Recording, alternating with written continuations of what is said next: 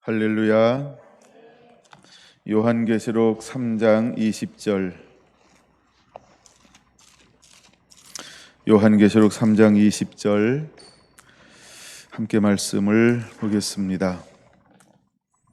찾으신 분은 함께 봉독합니다. 볼지어다 내가 문 밖에 서서 두드리노니 누구든지 내 음성을 듣고 문을 열면 내가 그에게로 들어가 그와 더불어 먹고 그는 나와 더불어 먹으리라.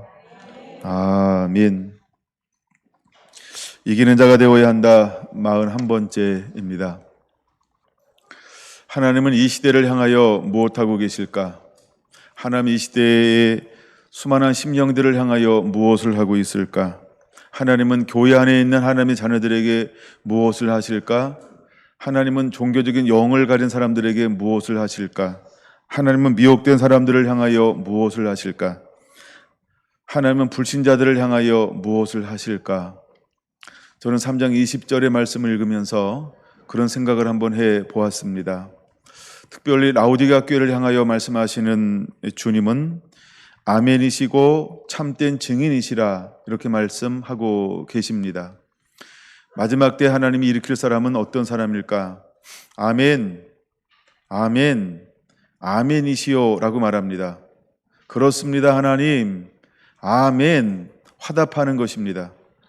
하나님의 뜻이 하늘에서 이루어지기를 원하는 그 말씀 앞에, 하나님의 말씀 앞에 동의하는 자입니다. 아멘이라는 것입니다. 그다음에 두 번째, 충성된 증인이라고 말씀하고 있습니다. 그는 충성된 참된 증인이라는 것입니다. 여러분, 마지막에 필요하고 하나님이 일으키는 사람들은 어떤 사람일까? 아멘 할 줄 아는 사람, 즉 그대로 순종하여 낼 줄 아는 사람입니다.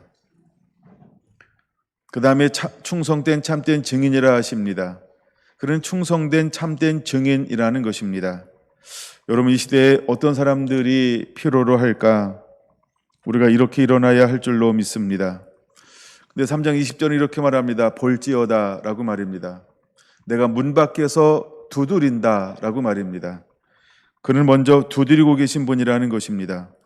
여기서 말하는 문은 무엇을 말하는 걸까요? 무엇은 문 이런 게 아닙니다. heart, 그렇죠? 우리 마음을 말합니다.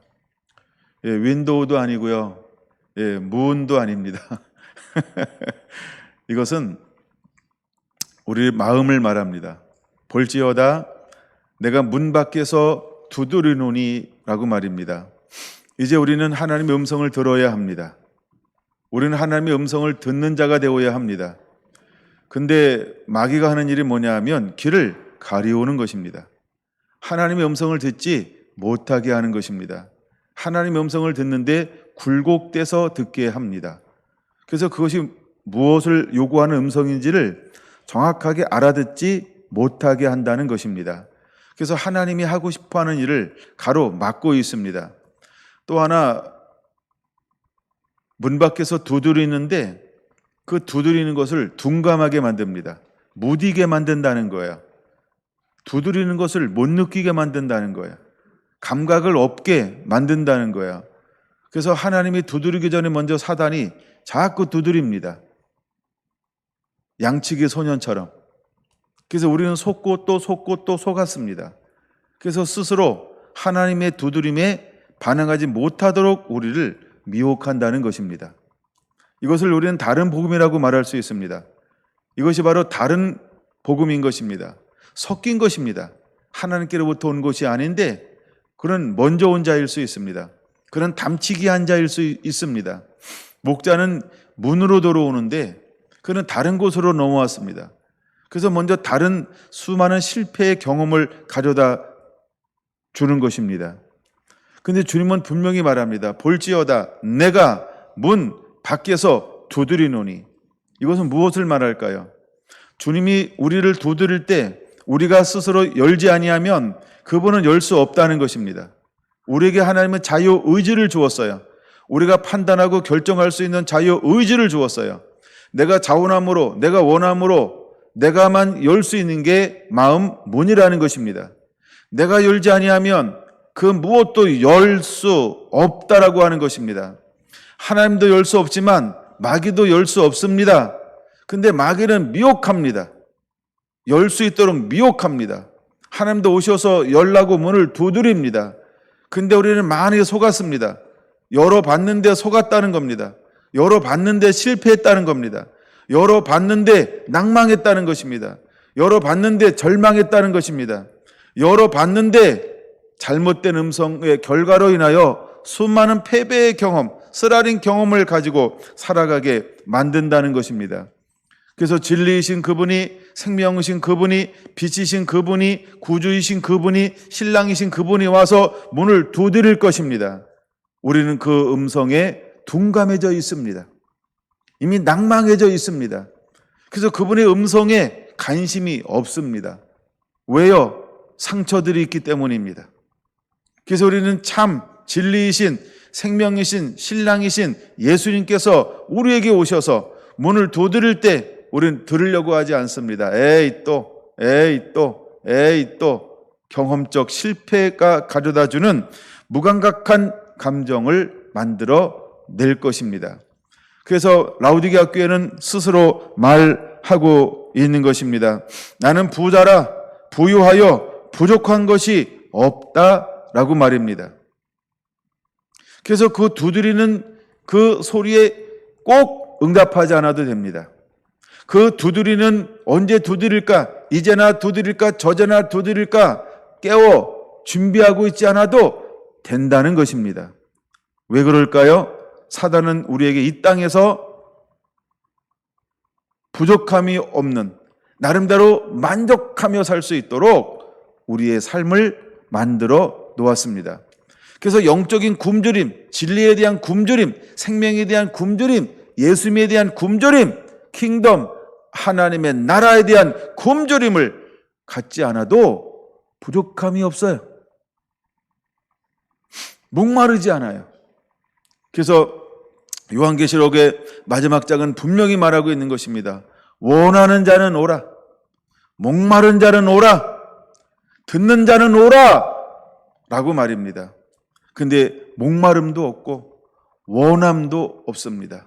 그 다음에 듣고 싶지 않다는 것입니다. 왜요?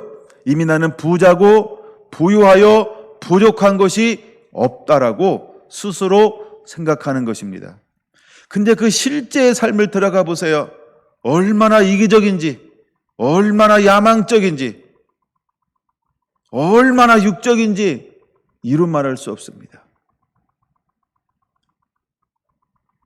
근데 자기는 부족함이 없다라고 말합니다. 나는 부자라고 말합니다. 나는 부족함이 없다라고 말합니다. 여러분, 우리는 모르고 있는 것이 있어요. 우리가 하나님이 보실 때 얼마나 곤고한 자고, 가련한 자고, 가난한 자고, 눈먼 자고, 벌거벗어 있는지를 모르는 것입니다. 하나님이 주신 것 아닌 것으로 그렇게 나를 치장하고 채우고 산우를 돌리고 있으면서 마치 이것이 빛과 진리 대신 하나님께로부터 온 것을 누리는 것처럼 착각하고 있다는 것입니다. 여러분, 우리가 부족함이 없으면 아무 문제가 없는 거라고 생각할 수 있습니다. 내가 세상적으로 잘되고 승승장구하면 어떤 문제도 없다라고 생각할 수 있습니다. 많은 사람들이 우리의 소망이 무엇이냐고 묻는다고 한다면 세상적으로 잘 되는 것입니다. 명성과 지혜를 누리고 얻는 것이라고 말합니다. 명성과 지혜와 지혜를 누리면 우리는 부족함이 없다라고 생각합니다. 영적인 갈망과 갈급함이 없을 수 있습니다.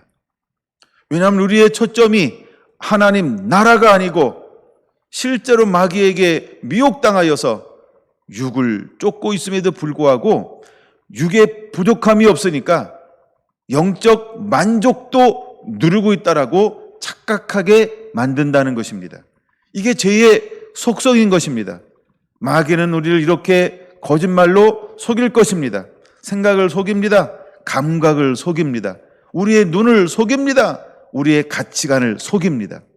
그래서 우리는 그를 따르도록 아무 문제 없다라고 안심하며 살 수 있도록 사단은 우리를 끊임없이 유혹할 것입니다. 근데 주님은 분명히 말합니다. 볼지어다 내가 문 밖에서 두드리노니 라고 말입니다. 여러분, 우리는 매일매일, 아니 매 순간순간 주님이 나를 찾아오셔서 내 마음의 문을 두드리는 그 소리를 들을 수 있는 자가 되어야 하는 것입니다. 우리가 이기는 자가 되기 위해서 어떻게 해야 할까? 이제 하나님이 나에게 찾아오셔서 내 마음을 두드리는 그 노크 소리에 응답할 수 있는 자가 되어야 할 줄로 믿습니다. 내 음성을 듣고 문을 열면이라고 말하고 있습니다. 왜 굳이 내 음성이라고 표현할까요? 그냥 내가 두드리니 문을 열면 내가 그로 들어가 그는 나로 더불어 먹고 그는 나로 더불어 살리라 이렇게 말씀하지 아니하고 거기에 뭐라고 말씀하고 있다고요? 누구든지 내 음성을 듣고 문을 열면 이라고 말하고 있습니다. 내 음성을 듣고 라고 말하고 있는 것입니다. 그럼 내 음성이라는 말은 뉘앙스가 이런 것이 있습니다. 또 다른 음성이 있을 수 있다. 이미 미혹하는 자가 나를 가장하여 너를 놓고 할 수 있다라고 하는 것입니다. 그럼 여러분들은 고민도 하지 아니하고 먼저 찾아온 자를 향하여 문을 열어줄 수 있다는 것입니다. 근데 그는 무엇을 가지고 왔을까요? 온갖 것으로 우리를 속이기 위해서 온 것입니다. 근데 마치 그것을 진리로 가장했기 때문에 받아들입니다. 예, 그것이 생명으로 가장했기 때문에 그를 받아들입니다. 그를 따라가다 보니까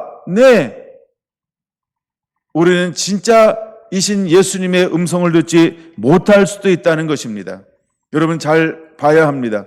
주님은 요한복음 10장에 분명히 말합니다. 내 양은 내 음성을 듣고 라고 말입니다. 여러분들은 내 음성을 듣고라고 했던 것처럼 주님의 음성을 분별할 수 있는 자가 되어야 합니다.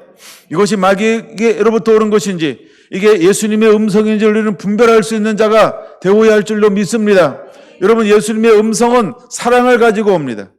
예수님의 음성은 겸손함으로, 온유함으로, 긍휼로 온다는 것입니다. 인내함으로 온다는 것입니다. 관용함으로 온다는 것입니다. 야고보서 3장에 말하는 것처럼 위로부터 난 지혜는 첫째 성결하고 화평하고 관용하고 온순하고 양손하며 편박과 거짓이 없는 이것이 주님의 음성인 것입니다. 근데 우리는 음성을 분별하지 않습니다. 우리는 또 잘못된 음성이 진리인 양 그대로 받아들입니다. 내가 처음에 잘못 들을 수 있습니다. 그러나 가다가 잘못된 음성이라고 한다면 그가 준 모든 좋은 거 나쁜 걸 전부 버려야 하는 것입니다. 나쁜 것만 버리는 것이 아닙니다. 전부 버려야 합니다. 우리가 사과를 먹다가 부분적으로 썩었어요. 썩은 부분만 잘라냈습니다. 안 썩은 부분을 한 입 물었습니다. 무슨 냄새가 나던가요? 썩은 냄새. 저만 맡았나요? 다 맡았겠죠? 전부를 버리는 것입니다. 전부를 버려야 합니다. 내가 잘못된 것을 따르다가 살아왔던 모든 삶의 방식 전부 버려야 합니다. 근데 우리는 아주 나쁜 것만 버린다고 스스로 지혜로운 척합니다. 근데 남아있는 것들이 누가 갖다 준 걸까요? 남아있는 것들은 누가 갖다 놓은 걸까요? 전부 미혹하기 위한 도구로 갖다 놓은 것입니다. 근데 우리는 그것을 이미 사용하고 있어요. 편리함이 있어요. 즐거움이 있어요. 만족이 있어요. 자랑함이 있어요. 자존감이 있어요. 그래서 근본적인 것만 딱 버리고 거기서 오는 여러 가지 것들은 그대로 사용하고 싶어 한다는 것입니다. 여러분 어떤가요? 여러분들은 진리를 깨달은 다음에 이전 것은 지나갔으니를 만들었습니까? 아니면 어떤 중요한 포인트만 버리고 나머지는 그대로 사용합니까? 때로 여러분 우리는 전부를 버려야 하는 것입니다. 전부를 버려야 하는 것입니다. 사단에게 온 어떤 모양이라도 취하지 않아야 하는 것입니다. 여러분 그것은 결국 내 삶 가운데 있으면 하나님이 내게 더 주고 좋은 걸 주고 싶은데 그것 때문에 받을 수가 없어요. 누릴 수가 없어요. 애매합니다. 그렇죠? 이번에 우리가 지성전을 하면서 그들이 놓고 간 걸 사용하려고 하니까 참 속 터집니다. 왜냐하면 되는 것 같은데 되는 것 같지 않아요. 그러니까 안 되는 것만 못하다는 거예요. 차라리 없으면 뭐 할까요? 사잖아요. 이게 되는 건지 안 되는 건지, 냉장고가 지기능을 발휘하는 건지 안 되는 건지, 왜 이렇게 또 김치 냄새, 그 화장실 냄새래, 냉장고 냄새 있잖아요. 이야, 이건 문 열기가 두렵다. 참, 그래서 많은 걸 경험하면서 교훈을 얻습니다. 전부를 버려야 되는데, 예. 많은 걸 교훈 얻습니다. 여러분 어떨까요? 여러분 남에게 줄 때요, 진짜 쓸만한 거 주셔야 됩니다. 아멘. 여러분 저희 교회가 선교하고 저희가 나누는 건요, 정말 쓸만한 것입니다. 그리고 좀 부족하면 실제를 다 얘기합니다. 실제를 얘기하는 거예요. 이것을 필요하면 가져가세요. 근데 이것은 이러이렇습니다. 혹시나 이것이 필요하지 않으면 안 가져가셔도 돼요. 이래야 됩니다. 이번에 강사로 오셨던 정금교회 사모님이 쌀을 가져왔어요. 근데 이러시는 거예요.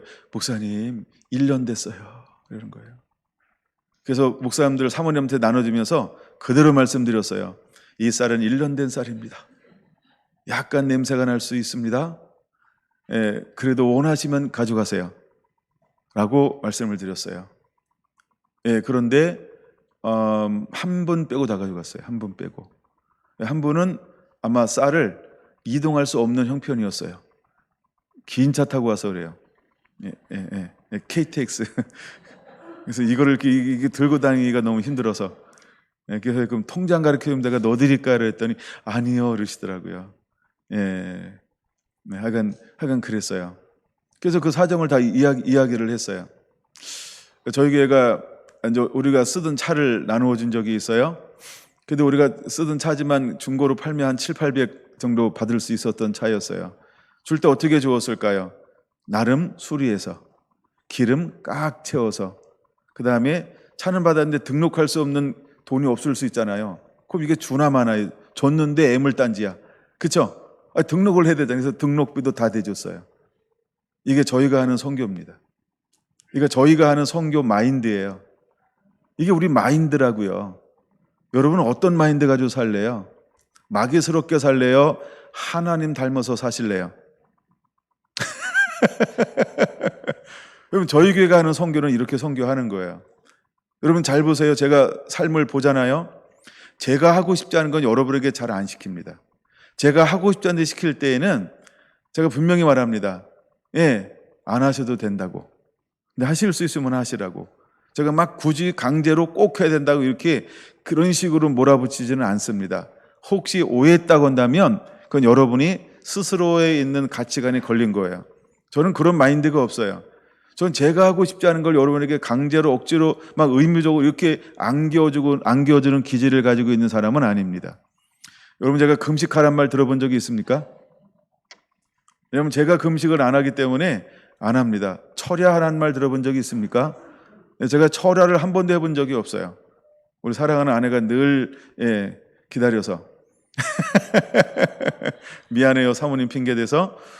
근데 하여간 제가 그런 걸 요구하지 않죠. 왜 그럴까요? 제가 안 하는 걸 여러분에게 하라고 강제하지는 않는다는 거예요. 나도 싫은데 왜 그걸 강의해요? 내가 일부러 나 청소하라 이렇게 강의하지 않습니다. 그렇죠? 제가 나름대로 잘할 수 있습니다. 여러분에게 봉사할 기회를 주는 겁니다. 그래도 목사님이 하는 걸 보고 싶어요. 누가 요청하면 제가 고무장갑 끼고 짠 나타나겠습니다. 제가 이번에 정리하는 거 보셨잖아요. 그렇죠? 예, 제가 우리 이명숙 시장님보다 잘하죠? 예, 그 뒤에 계신 우리 박승희 사람보다 제가 잘하죠? 예. 아니, 이렇게 정리하는 거 보니까 하여간 나름 정리하더라고요. 그래서 제가 막 청소하는 걸 가르쳐 줬어요. 그랬더니 이명숙 사님 하신 말씀, 아이고야, 청소하는 것도 힘드네. 그래서 청소하는 것도 배우네. 이러시더라고요.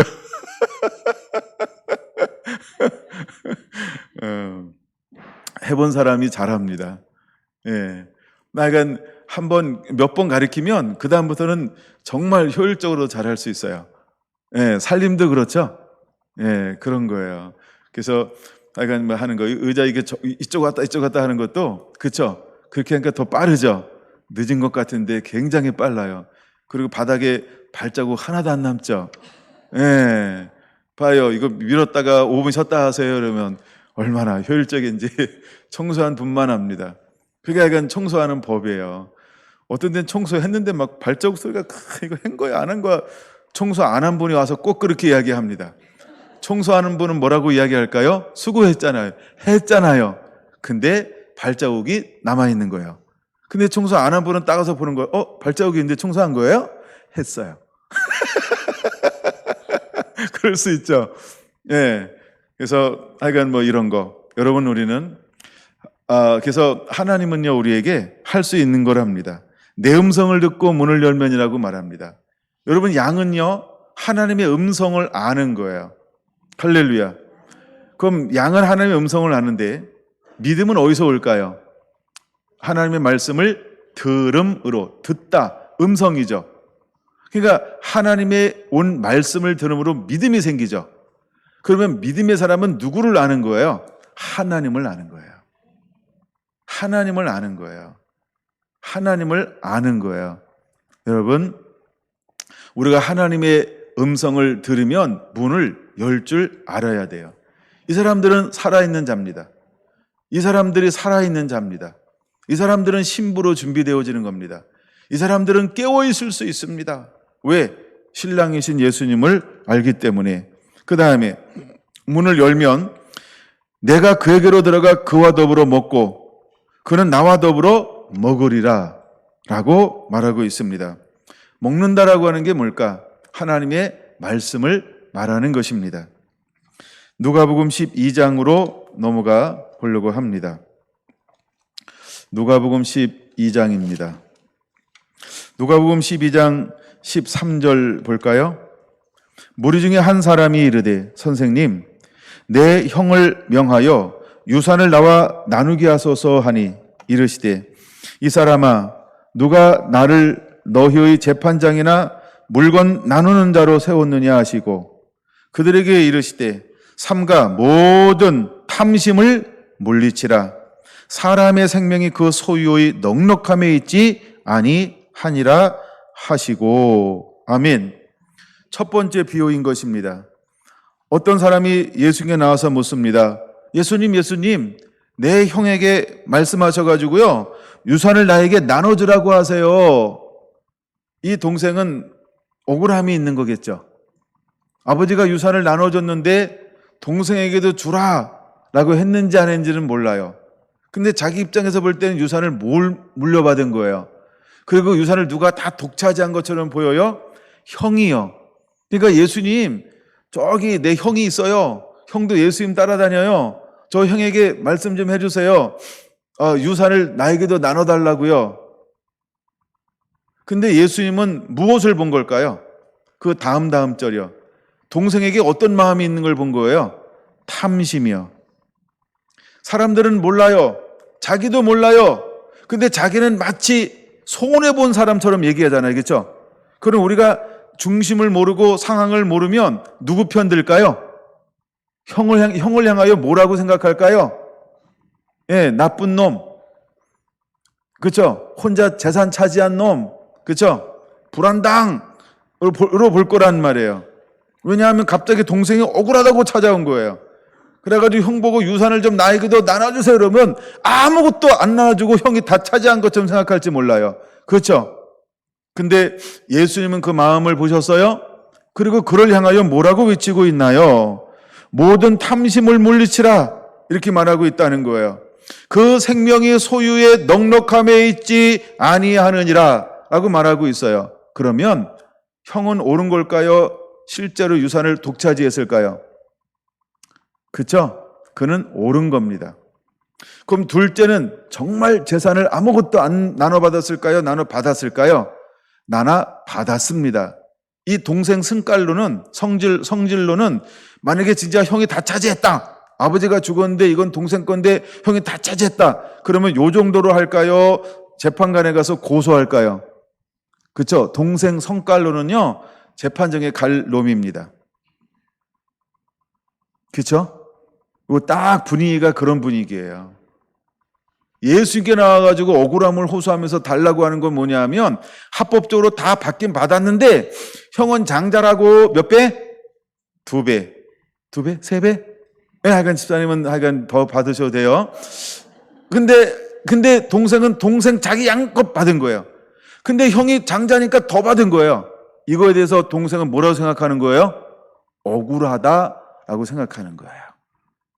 억울하다고요. 여러분, 우리가 그럴 수 있죠. 그러면 이 동생은 예수님을 따라다님에도 불구하고 말씀 때문에 따라다니는 걸까요? 말씀을 듣고 영생의 말씀 있는 곳에 우리가 니게르가 오리까 하고 따라다닌 걸까요? 아니면 표적과 현상과 빵을 먹고 배부른 까닭에 따라다니고 있는 걸까요?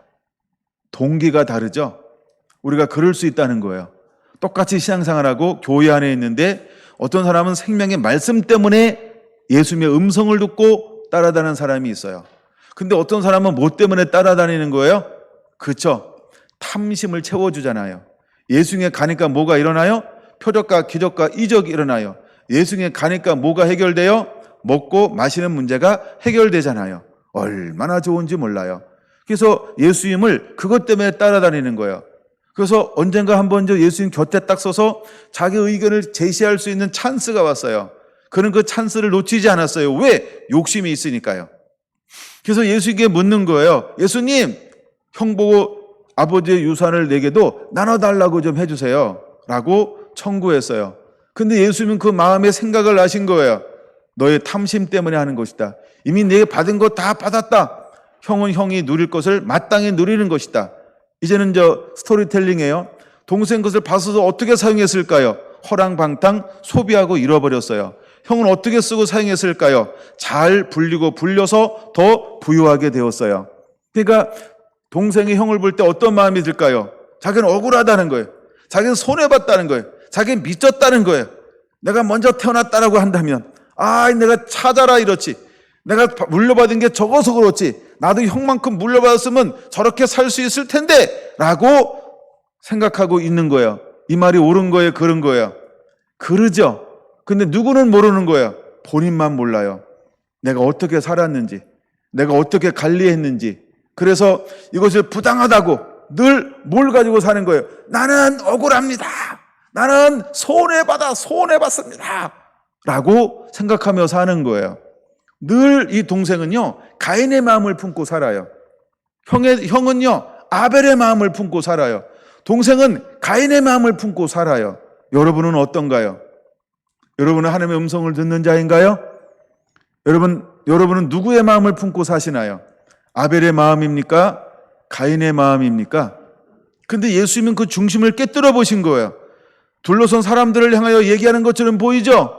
실상은 그 안에 많은 사람들이 가인처럼 예수님을 쫓아다니고 있어요. 나중에 요한복음 6장에 보니까 가인을 따르는 수많은 사람들이 생명의 말씀, 진리의 말씀을 증거하니까 다시는 예수님과 함께 다니지 아니하더라. 다 떠나갔다는 거예요. 여러분, 동생도 무슨 마음을 품고 예수님을 쫓아다니고 있는 걸까요? 가인의 마음이요. 여러분, 우리는 누구의 마음을 품어야 할까요? 아담의 마음, 아벨의 마음, 셋의 마음, 에노스의 마음, 노아의 마음을 품어야 하는 것이에요. 할렐루야, 할렐루야, 할렐루야. 여러분, 우리가 자기도 모르는 가운데 자기 안에 있는 숨은 동기, 탐심이라고 하는 걸 모를 수가 있어요. 여러분, 가장 많이 상처받는 게 뭘까요? 사실은 내 안에 있는 탐심일 수 있다는 거예요. 내 안에 욕심이 있을 때 갑자기 남의 수중에 있는 뭐가 크게 보인다? 다 크게 보여요. 그렇죠? 특별히 교회에서 막 뭐 나눠주는 거 있잖아요. 내 거는 B급인데 저기는 A급 주는 것 같아. 절대 그런 거 없어요. 예? 절대 그런 거 없어요. 만약에 내 거는 B급인데 남의 거는 A급이라고 생각을 도는 동시에 가져가지 마. 집에 다 있잖아. 집에 다 있잖아, 진짜. 그쵸? 그것 때문에 여러분 맘상하지 마세요. 예? 예. 내 승질 나면 아무것도 주지 말라고 그럴 거예요. 근데 가끔 그 별거 아닌데 그것 가지고 맘상하는 분들이 있고 막 그러면 안 돼요. 그는 가인의 생각을 쫓는 거예요. 할렐루야. 나는 안 가져가도 누구 더 주세요. 누구 더 가지고 가세요. 나는 됐어요. 차라리 그게 훨씬 낫지. 근데 또 주면 그냥 받아. 예? 줄만 하니까 주겠지, 그쵸? 그때는 아이고 감사합니다. 그러면 돼요. 그리고 집에서 이렇게 싸우는 거 좀 가져와. 좀 나눠 먹어봐. 이거 다 못 나눠주는데 괜찮아. 나만 갖다 줘. 아니면 저 예쁜 권사님들만 갖다 줘도 돼. 예? 아니면 저 멋있는 집사님만 갖다 줘도 돼요. 우리 회장님하고. 예? 그러면 돼. 꼭 뭐 양이 좀 모자라도 돼. 예? 그냥 있는 거 있으면 그냥 가져오면 되는 거예요. 아멘. 예, 그리고 우리가 나누어 줄 때도 어떤 때는 숫자가 다 안 맞아. 그렇죠? 숫자가 안 맞는 것도 무지 많거든요. 어떻게 남는 걸 숫자 맞춰서 남겠어요? 산 것도 아니고. 그러니까 숫자가 모자라면 그런가 보다. 또 주방 팀장이 주면 주나 보다. 또 사모님이 주면 주나 보다. 또 누가 주면 주나 보다. 이러면 돼. 아멘. 예, 그것 때문에 마음 상하지 않게 되길 바랍니다. 할렐루야. 그러니까 예수님의 음성을 듣는 자는 다 문을 여는 거예요. 여러분들이 그런 것 때문에 삐지면 나 손해다. 이 망고 진리의 법칙은 거기에도 해당이 된다는 거예요. 물론 제가 그 얘기를 못 들었으니까 이렇게 당당하게 하는 거예요. 누구 들으라고 한 얘기는 아니야. 왜? 그런 일이 있는지 몰라 내가. 그래서 이렇게 얼굴 멀쩡하게 하잖아요. 집사님이 그랬다 그러면 내가 못해 그 얘기를. 집사님 삐질까 봐. 왜냐하면 집사님 삐지면 사실 내 손해거든요. 예. 그래서 이 동생의 마음에는 그 마음이 있다는 거예요.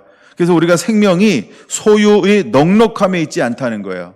우리가 적건 많건 이것을 향하여 어떤 마음을 품느냐, 이게 천국이고 지옥이라는 거예요. 여러분은 어떤가요? 여러분, 우리가 작은 교회인데 또 작은 교회를 섬길 수 있는 것은 여러분, 우리가 생명을 나누어 주는 거예요. 우리가 자랑하려고 하는 것도 아니고, 우리가 드러내려고 하는 것도 아니고, 제가 정치하려고 하는 것도 아니고. 경주는 수도권하고 정치하면 망합니다. 정치하면 안 돼요. 지방에는 지방해니까 가서 돕고 협력하고 그러는 거예요. 근데 우리 지방에는 그게 많이 모이지 않는 지방이에요. 얼마나 좋은 목회 환경이 주어지는지 몰라요. 근데도 필요하면 나눠주는 거예요. 그렇죠?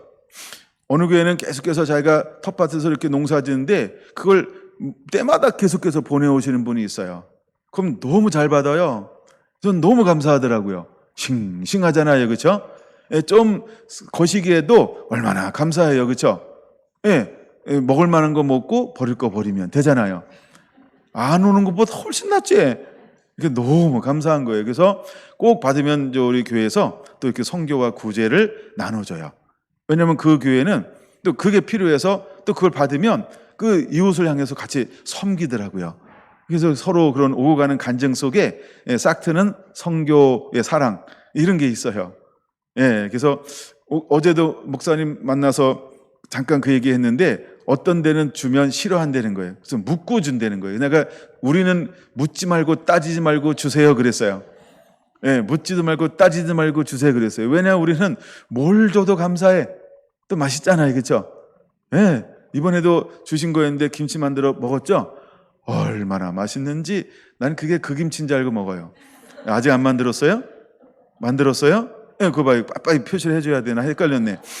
그잖아요. 그거 맛있잖아요. 왜 맛있는지 아세요? 거기는요 그냥 심어놓고요 그냥 이렇게 눈으로만 보고 있는 거예요. 많이 손을 안 댄대요. 근데 더 맛있대요. 근데 천천히 자라는데 더 한대. 근데 팔로 나가는 거는 그 촉진제 이런 걸 준다는 거예요. 그래가지고 쑥쑥쑥 자란대요. 그건 이제 시골이니까 이런 얘기를 하는 거예요. 팔 배추는요 쭉쭉쭉 자란대요. 지들이 먹을 거. 그러니까 자기가 먹을 건요 약을 안 친대요. 천천히 자라더래요. 아우 진짜. 그쵸? 그러니까 내 이웃을 내 몸처럼 사랑하라 실천하는 거예요? 안 하는 거예요? 그 이웃은 안 하는 거예요. 아마 그 이웃은 교회 안 다니나 봐요. 근데 여러분, 우리가 신앙 있는 사람은 어떻게 장사해야 될까요? 그쵸? 내 것처럼. 그게 맞는 거 아닌가요? 좀 상품이 좀 떨어져도. 근데 요즘에는 어떤 게 더 인기예요? 그쵸? 때로는 벌레 모은 게 인기죠. 때문에 이렇게 예쁘고 때깔 나는 것보다 좀 덜한 게 인기죠. 왜? 요즘엔 때깔 나는 건 전부 약 친 거예요. 근데 약을 안 친 건 요즘에는요 그렇게 때깔 날 수가 없어요. 요즘엔 때깔이 고와야 좋은 게 아닌 거예요. 요즘 때깔이 안 좋아도 좋은 거래요. 그렇죠? 여러분, 이웃을 내 몸처럼 할 수 있는 마음, 더 많은 이익을 만들어내야만 돌아가지 않고 정말 사랑하는 마음으로 했을 때 하나님이 복을 주실 거예요. 할렐루야. 세상에 잉여를 남기려고 하지 말고 하나님이 주는 축복의 문을 열어놓는 자가 되시길 바랍니다. 그러면 하나님이 우리에게요, 건강의 복을 주는 거예요. 자녀의 복을 주는 거예요. 형통의 복을 주는 거예요. 모든 필요를 채워주는 거예요. 그냥 내가 열심히 해서 이만큼 벌어야지 이렇게 생각하면요, 그냥 내가 수고한 거예요. 여기는 뭐가 빠졌나요? 자기를 위함은 있지만 하나님의 영광을 위함, 사랑은 없는 거예요. 우리 성결한 성도들은 어떻게 섬기는 자가 되어야 할까요? 그렇죠? 자기를 위하여 야근척하게 살지 않고 좀 이렇게 미련하지만 하나님의 나라와 영광을 위해서 정도를 걸어가게 되기를 축원합니다. 16절 두 번째 비유입니다. 또라고 말하죠. 또. 그러니까 다른 비유를 말하는 거예요. 누가복음 12장 16절 또 비유로 그들에게 말하여 이르시되 한 부자가 그 밭에 소출이 풍성함에 약졌나 봐요. 심중에 생각하여 이르되 내가 곡식 쌓아둘 곳이 없으니 어찌할까 하고 속으로 생각하는 거죠. 너무 풍성하게 거두어서 쌓아둘 곳이 없어 어떡하지? 그때 또 이러시되 내가 이렇게 하리라. 내가 내 곡간을 헐고 더 크게 짓고 또 내가 모든 곡식과 물건을 거기에 쌓아두리라. 또 세 번째 생각이라는 거예요. 또 내가 내 영혼에게 이르되 영혼아 여러 해 쓸 물건을 많이 쌓아뒀으니 평안히 쉬고 먹고 마시고 즐거워하자 하되 그는 이렇게 생각하고 있다라고 하는 거예요. 근데 주님은 그를 향하여 뭐라고 말씀하고 있나요? 20절 하나님이 이르시되 어리석은 자여 오늘 밤에 내 영혼을 도로 찾으리니 그러면 내 준비한 것이 누구의 것이 되겠느냐 하셨으니 자기를 위하여 재물을 쌓아두고 하나님께 대하여 부요하지 못한 자가 이와 같으리라. 여러분들은 어떤 삶을 살기를 원하십니까? 자, 우리 성결한 교회에 복을 주었어요. 특별히 재정적인 넉넉함을 허락해 주었어요. 물론 큰 교회에 비하면 아무것도 아닙니다. 근데 우리 작은 교회에 비하면 사실은 넉넉하죠. 근데 이것을 어떻게 할까요? 쌓아두자. 미래를 예비하자. 이 다음에 리모델링 할 준비를 하자. 물론 준비를 조금씩 하는데 그렇게 양은 많지 않아요. 그 다음에 원금을 계속해서 갚아나가고 있어요. 이제는 드디어 이제 앞자리의 숫자가 확 바뀌어버렸어요. 이제 단위에서 1000단위로 바뀌었어요. 예, 갚기로 마음 먹고 나서부터 열심히 갚아오고 있어요. 이제는 이제 거기에서 1000단위로 바뀌었어요. 예, 2년 안에 다 갚을 계획을 가지고 있어요. 그러니까 2년에 갚기를 원하는데 그렇게 될지는 몰라요. 물론 우리 교회 사역은 이 빚을 갚는데 우선순위가 있지 않아요. 사역할 거 다 하고 여유가 있을 때 갚는 거예요. 우리는 땅에 쌓아두는 거 아니에요. 여러분, 제가 그랬잖아요. 은행 돈은 무슨 돈이다? 눈먼 돈이다. 은행 돈은 무슨 돈이다? 눈먼 돈. 눈 뜨게 하면 안 돼요. 눈 감어. 은행 돈은 눈 감는, 쓰는 자가 임자래요. 그러니까 우리는 갖다 쓰는 거예요. 예, 그래서 열심히 쓰고 있어요. 근데 그거 가지고 뭐 하고 있어요? 섬겼잖아요. 이게 우리가 건축하고 나서 여기까지 달려온 17년의 사역인 거예요. 얼마나 많이 섬겼는지 몰라요. 제가 17년 동안을 다 종합해보지는 않았어요. 아마 수십억은 될 거예요. 하여간 그렇게 될 거예요. 하여간 그 정도 썼을 거예요. 우리가 작년에 흘려버린 게 8천만 원이에요. 그럼 여러분 그 전에 5천만 원만 해도 10년 하면은 몇 억이에요? 그렇죠. 그러니까 상당히 많은 부분을 어마어마하게 흘려보냈어요. 예, 하여간 그렇게 흘려보내는 거예요. 근데 우리는 건재하잖아요. 그렇죠? 교회 사역에 제가 여러분에게 돈 거는 거 봤어요? 한 번도 돈 안 걷죠? 이 커피값 꼭 내고 마셔야 돼 이런 얘기 한 거 봤어요? 200원인데 요새 커피가 안 팔린대요. 자판기가 없어가지고. 저는 그런 얘기를 한 번도 한 적이 없어요. 예, 그냥 감동 오면 하시는 게 감동. 이번에도 이거 전부 시스템을 바꾸는데 많은 돈이 들어갔어요. 근데 그냥 바꿉니다 하고 끝이죠. 계속 이거 누가 헌금 안 했고 누가 했어 이런 거 얘기한 거 봤어요? 이번에 이제 우리가 지성전을 세우는데 그냥 광고 한 번 딱 한 거예요. 자, 얼마씩 합시다. 이런 얘기 너 안 했잖아요. 그렇죠? 그냥 감동으로 하는 거예요. 예, 만약에 교회가 모자란다 그러면 제가 어떡할까요? 몰라요. 한마디 할지. 그렇죠? 막 짜내려고 자 얼마씩 합시다. 막 이런 얘기 할지 몰라요. 근데 왜 이런 얘기 안 할까요? 믿음으로 하는 거예요. 자율적으로 하는 거예요. 그렇죠? 왜냐하면 우리는 서로 하나잖아요. 하나니까. 그렇죠? 자기 형편에 맞게 뭐 10,000원을 하든 10만 원을 하든 100만 원을 하든 그냥 저는 참여하는 걸 원해요, 사실은. 근데 참여하지 않는 것은 좋은 행동은 아니에요. 크고 많은 걸 떠나서는 전부 참여하는 게 사실 좋은 거예요. 근데 제가 요즘에 그거는 강조하지 않나 봐요. 우리가 뭘 한다 그러면 무조건 양을 떠나서 참여하는 게 복이다. 아멘. 여러분, 참여하지 않은 분은 참여는 해주시기 바랍니다. 양은 그렇게 중요하지 않아요. 예, 양은 중요하지 않아요. 왜냐하면 하나님께서 지성전 세웠는데 복을 주기 시작한다면 누구에게 복을 줄까요? 그죠, 참여한 사람에게. 그러면은 나 아무것도 참여하지 않았다. 그럼 안 왔다 이 말은 0인가요? 1인가요? 0이죠. 잘 보세요. 0 곱하기 0은 0이에요. 0 곱하기 100은 0이에요. 0 곱하기 1억 얼마일까요? 0이요. 왜 그런지 아시죠? 내가 하나도 심지 않았기 때문에 그래요. 그래서 하나님께서 이것에 대해 복을 주려고 할 때 내가 아무것도 한 것이 없으면 아무것도 한 사람은 받을 게 없어요. 자, 우리가 사모님들을 섬겼어요. 근데 헌신한 사람들이 있어요. 근데 헌신하지 않은 사람도 있어요. 복을 받는다라고 생각해 보세요. 그럼 복을 누가 받을까요? 그렇죠. 함께 참여한 사람만 복을 받아요. 하나님은 참여하지 않은 사람도 복 주고 싶어 하세요. 이게 아버지의 마음이에요. 근데 주고 싶어도 이 사람 뭘 가지고 있지 않아요? 받을 수 있는 그릇이요. 왜요? 아무것도 안 했잖아요. 0이잖아요. 0. 0이잖아요. 0. 우리가 음향 시스템을 바꿨어요.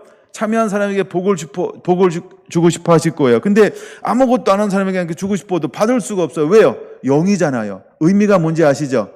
그러니까 무조건 참여하라는 거예요. 뭘 한다 그러면 무조건 일단은 등록을 해놓고 봐야 돼.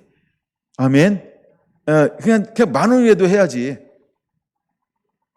최소 단위를 말하는 거예요. 그냥 10,000원이라도 해야지. 그렇죠? 그 하나님께서 100만 원 곱하기 10,000원 이래서 복을 줄 거 아니에요. 그렇죠? 근데 더한 사람은 이게 심은 대로 거둔다고. 하나님이 이게 씨앗 법칙이에요. 이게 축복 법칙이라는 거예요. 할렐루야. 이번 11조의 법칙이 있어요. 물론 11조가 예배고 예배가 11조고 이것이 우리의 삶 전부를 말하는 건데 너희가 먼저 11조를 내 창고에 들어라. 그리고 내가 너희에게 쌓을 것이 없도록 붙잡아 보라. 이렇게 말했어요. 자, 그럼 11조가 헌물을 하지 않았어요. 그럼 하나님은 뭘 하지 않을까요? 뭘 줄 수가 없을까요? 복을 쌓을 것이 없도록 붙는 것을 할 수가 없어요. 왜요? 심은 게 없잖아요.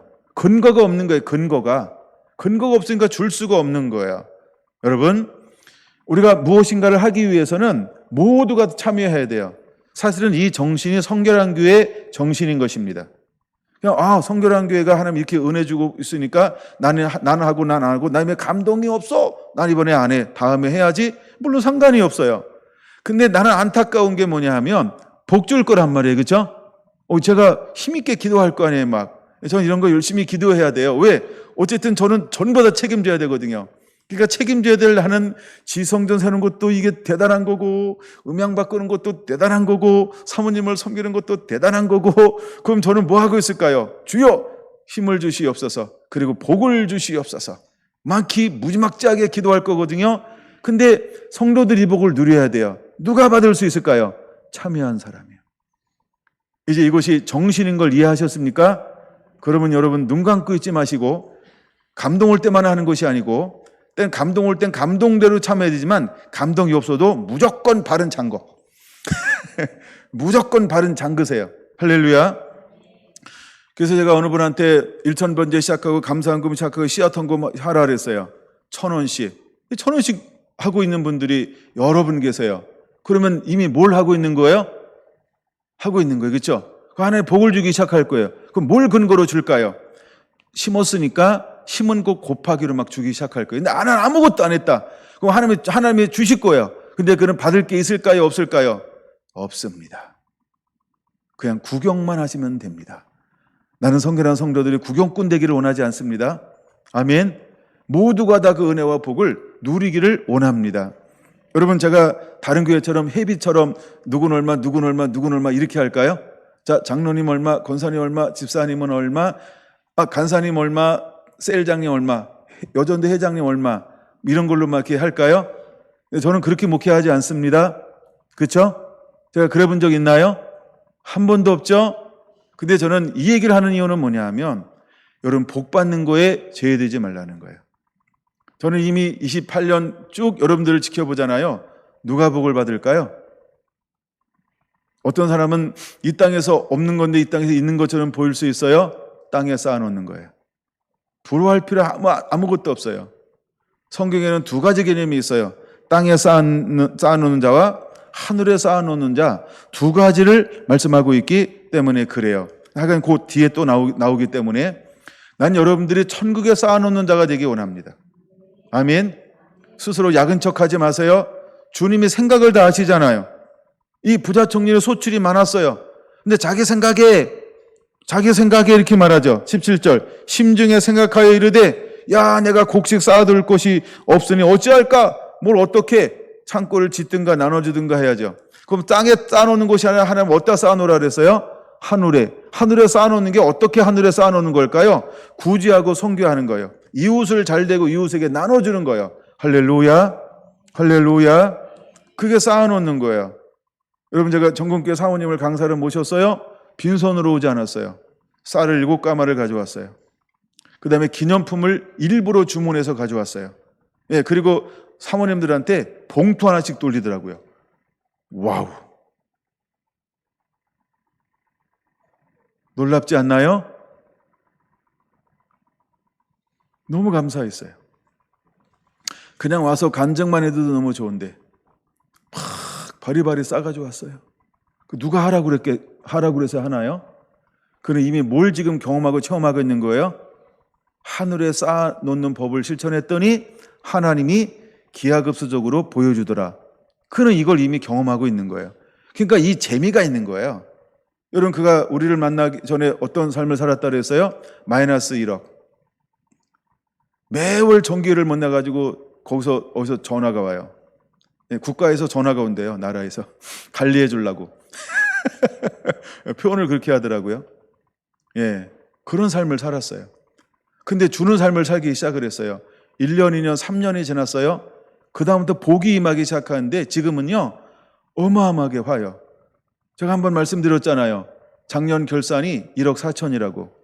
근데 그 교회 거의 90.8%가 어떤 성도라고요?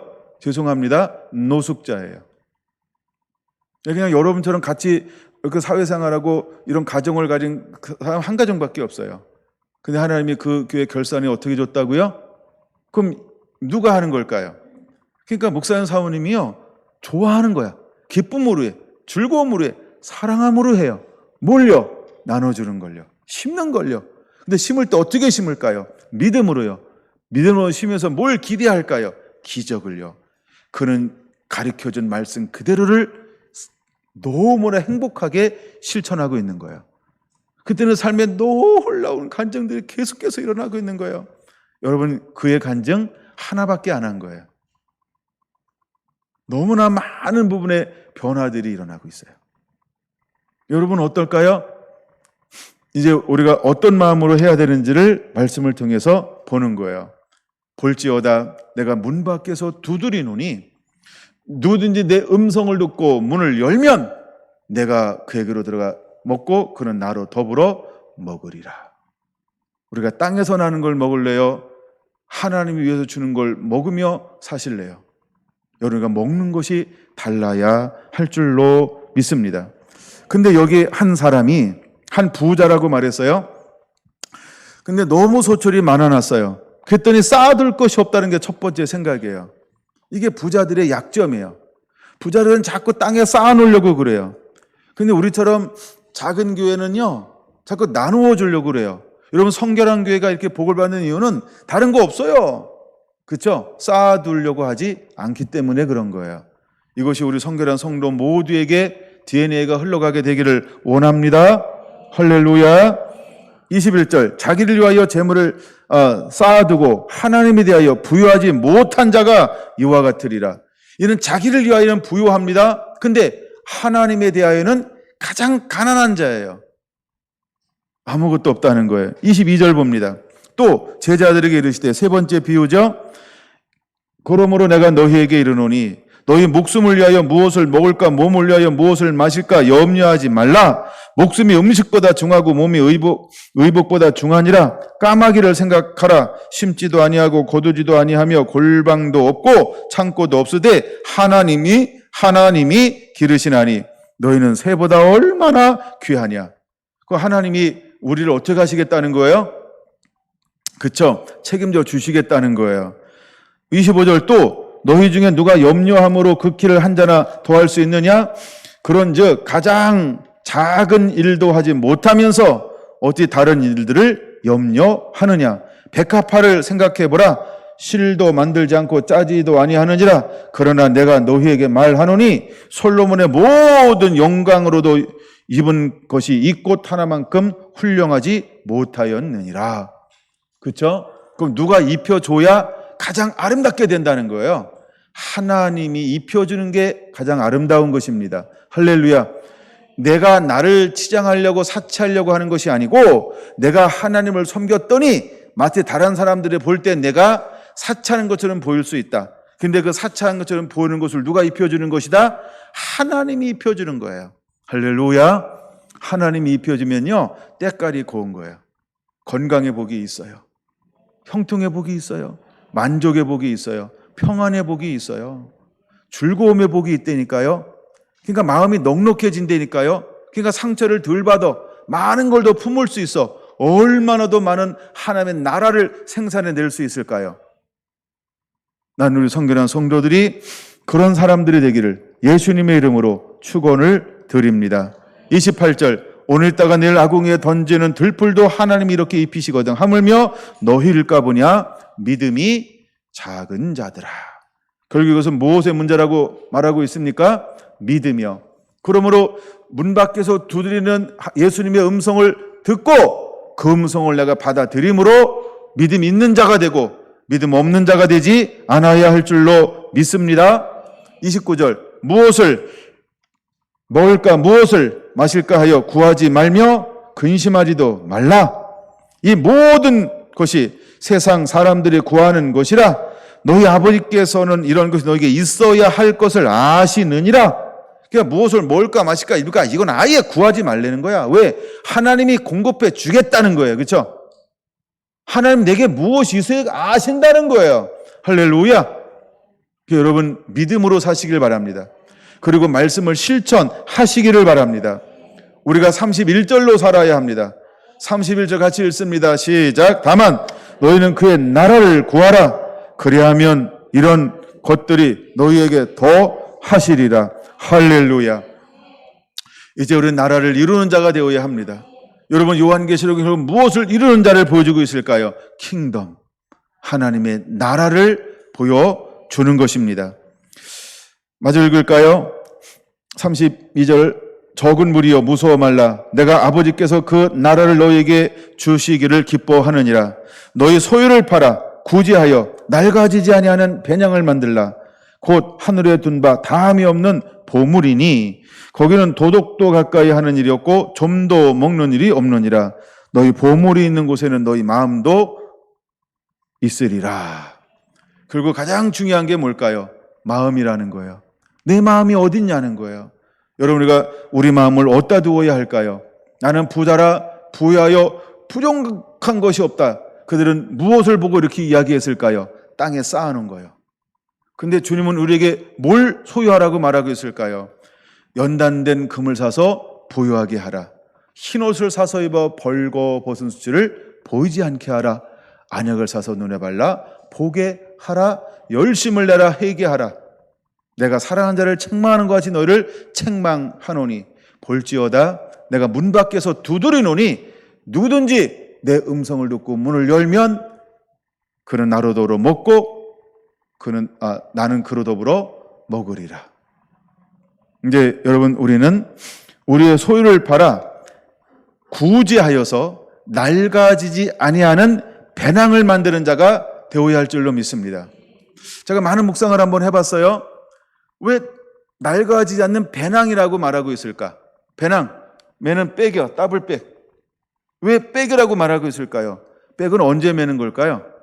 외국 여행 갈 때, 제주도 갈 때, 또 거기도 안 가보셨나? 꽃구경 갈 때. 그럼 배낭은 언제 맬까요? 그러니까 우리가 낡아지지 않는 배낭을 만들려는 거예요. 그럼 이 사람은 쌓아놨어요? 쌓아놓지 않았어요? 배낭이라고 하는 게 뭘까요? 나그네 인생이요. 배낭은 언제 매는 걸까요? 무엇인가 떠날 때요. 그럼 배낭에 넣을 수 있는 건 한정되어져 있죠. 그러니까 다른 건 다 나누어져야 되겠죠. 그럼 배낭이라고 하는 건 뭘까요? 그러니까 이렇게 말합니다. 구제하여 낡아지지 않는 배낭을 만들라 라고 말하고 있어요. 너희 소유를 팔아 구제하여 낡아지지 않는 배낭을 만들라.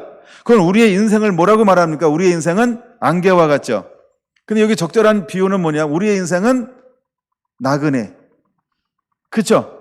그럼 우리의 인생이 나그네인데 그럼 우리는 무엇을 메고 가는 나그네일까요? 낡아지지 않는 배낭. 낡지 않는 배낭이요. 낡지 않는 배낭을 메는 자가 되어야 합니다. 근데 무엇을 해야 낡지 않을까요? 구제할 때요. 그럼 내 배낭을 누가 책임져 주겠다는 거예요? 하나님이요. 낡지 않는다라고 하는 말은 무슨 말일까요? 하나님의 배낭을 늘 채워주겠다는 거예요. 어디로 가든지 너를 공개할 사람을 만나게 할 것이다. 어디로 간 너의 필요를 채워줄 사람을 붙여줄 것이다. 어디로 가든지 너에게 필요한 모든 소유를 공급하는 후원자를 내가 붙여줄 것이다. 하나님이 내가 배낭만 메고 나그네 인생을 살아도 하나님은 내 배낭을 늘 뭐 하시겠다는 거예요? 필요를 채워주겠다는 거예요. 부족함이 없게 하겠다라고 하는 거예요. 그래서 낡아지지 않는 배낭, 이 말은 살아있는 리빙백, 살아있는 가방이라는 거예요. 살아있는 가방을 주겠다라고 하는 거예요. 우리가 필요로 할 때 손만 넣었다 빼면 피로가 잡혀. 할렐루야. 여러분, 과연 이 낡아지지 않는 배낭은 뭘 말하는 걸까요? 여러분들이 더 묵상해 보시기 바랍니다. 하여간 저에게 온 은혜는 이런 은혜가 온 거예요. 이건 살아있는 것이다. 그래서 우리가 이 땅에 살아갈 때 필요한 모든 것들이 백에다 넣었다가 손만 빼면 필요한 모든 것들 공급하는 신비한 백이 될 겁니다. 예, 살아있는 백이 될 것입니다. 여러분, 거기에 여러분 집도 있고요. 거기에 자동차도 있고요. 예, 거기에 필요한 모든 것이 다 들어가는 거예요. 그래서 넣었다 빼면 그거 다 나와. 근데 요만한 백에. 그래서 낡아지지 않는 백을 만드는 자가 되시길 바랍니다. 너희 소유를 팔아 구제하여 낡아지지 않는 백을 만들라. 할렐루야. 이것이 바로 성결한 교회의 삶입니다. 이제 마지막 때를 살아가는 자에게 하나님께서 어떻게 하시겠다는 거예요? 우리가 이웃을 내 몸처럼 사랑하는 사는 삶을 통하여서 이제 하나님이 그를 통하여 일하시겠다라고 하는 거예요. 그래서 신부의 삶은 어떤 삶일까요? 이웃을 내 몸처럼 사랑하는 삶을 살아내는 자라는 것입니다. 마지막 때 두 증인은 어떤 사람일까요? 이거 다음 시간에 다룰 건데 보세요, 여러분. 다음 시간에 다룰 건데 보세요. 12제자들을 파송하세요. 뭘 가져가지 말라고 그럴까요? 그렇죠? 두보로 가져나가지 말래요. 신발 가지고 가지 말래요. 그렇죠? 그냥 가래요. 아무것도 가지고 가지 말래요. 그럼 가는 곳마다 하는 누굴 만나게 한다 그랬어요? 너를 돕는 자, 공개하는 자. 그렇죠? 이게 똑같은 말이라는 거예요. 이제 우리는 복음을 위해 살 거란 말이에요. 그럼 우리는 무엇을 가지고 다니면 될까요? 사랑이요. 그러면 낡아지지 않는 가방을 하나님께서 우리에게 이미 만들었잖아요. 그 하나님이 그 구제하는 삶을 통하여서 우리의 모든 필요를 하나님이 채울 것이다. 그래서 우리가 사역할 때는요, 묻지도 따지도 계산도 하지 않아요. 우리가 처음에 일정 예산을 딱 이 정도면 되겠다 잡았어요. 근데 그 이후에 재산 안에서만 쓰려고 우리는 바등바등 이렇게 사역하지 않아요. 이번에도 사모님들을 섬기고 목사님들을 섬기는데 한선이 없어요. 이미 예산 세웠어요. 근데 자꾸 상황은 어떤 상황이에요? 다른 상황이 자꾸 생기는 거예요. 섬기자, 감당하자. 기쁨으로 하는 거예요. 왜 그렇게 할 수 있을까요? 주님을 기대하기 때문에 그래요. 주님을 기대하기 때문에 그래요. 우리가 세운 예산 벗어났는데, 오버했는데 어떡하지? 이러지 전전긍긍하지 않아요. 저는 실제로 그런 거 재정 가지고 전전긍긍하면서 일하지 않아요. 여러분, 제가 언제 없다고 하는 거 들어본 적 있어요? 한 번도 없죠? 저는 그 표현을 안 쓰는 사람입니다. 근데 가난하게 사는 사람 보세요. 늘 없대요. 늘 부족하대요. 늘 모른대요. 나는 그 표현을 싫어합니다. 왜요? 난 청년 때 봤어요. 가난하게 사는 사람은요, 입에 달고 살아요. 나 없어. 나 없어. 그러니까 거지처럼 살더라고요. 나는 우리 여러분들의 언어를 잘 못 들어서 당당하게 얘기하는 거예요. 혹시 언어가 늘 자기는 막 전전긍긍 염려하고 근심하고 이런 성격을 가지고 있고 이런 언어를 뱉었다고 한다면 이 설교를 듣고 바꾸세요.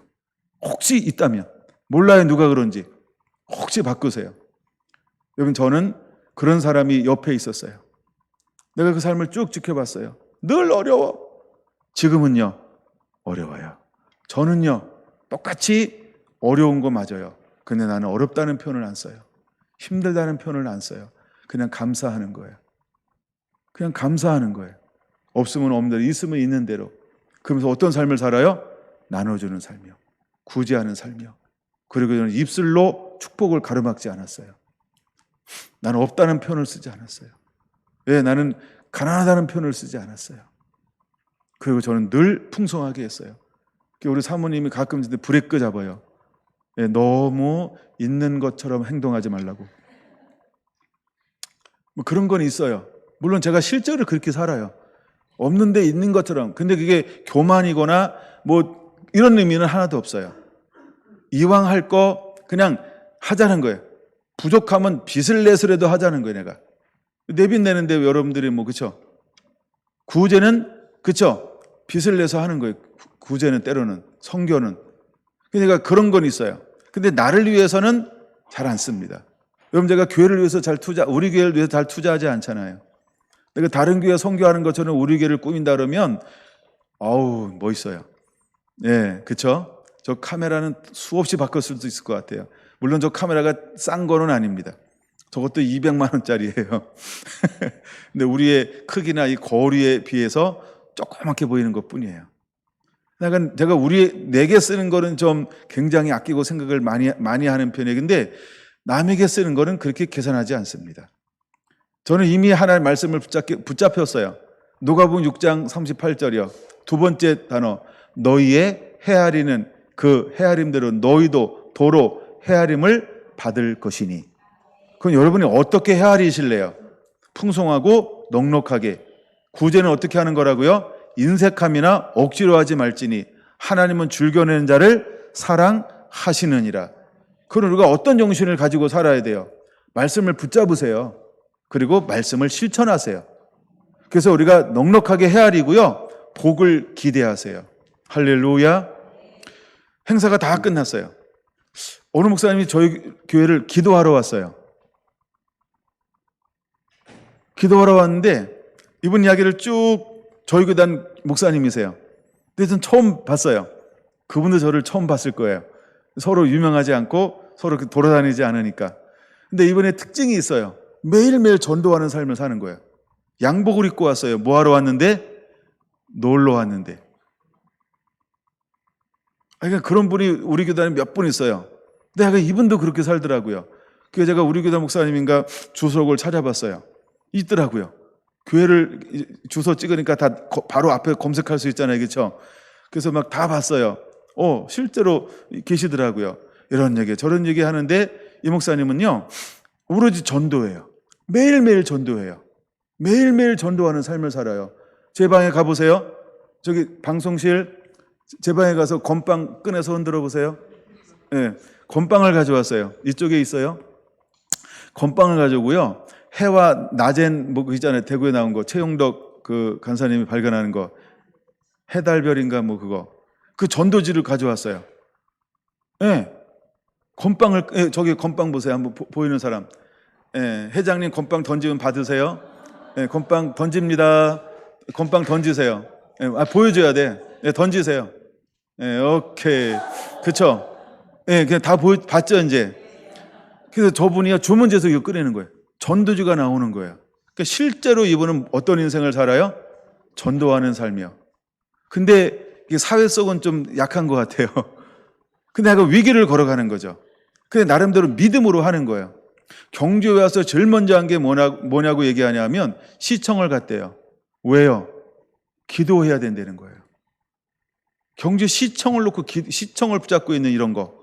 그래서 막 영적 이런 거 막 얘기하더라고요. 그래서 이미 피터워너 목사님을 다 섭렵했더라고. 그 나도 피터워너 목사님 섭렵했다고. 나도 땅 밟기 내가 거시기 하라고. 내가 그 중보기도 내가 이렇게 했다고. 막 얘기해서 그게 막 통하기 시작하는 거예요. 그다음에 군대를 저랑 같은 부대에 있었어요. 중대가 다르더라고. 중대.